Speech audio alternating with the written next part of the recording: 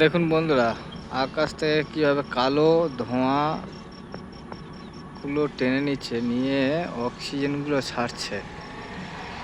কীভাবে টানছে দেখুন, কালো ধোঁয়াগুলো টেনে নিচ্ছে, বাকি অক্সিজেনগুলো ছাড়ছে। দেখতে পাচ্ছেন কালো হয়ে আছে যেগুলো, ওগুলো হচ্ছে কালো ধোঁয়া। ঠিক আছে, আমরা একদম পাহাড়ের কাছেই দাঁড়িয়ে আছি। দেখুন ভালো করে,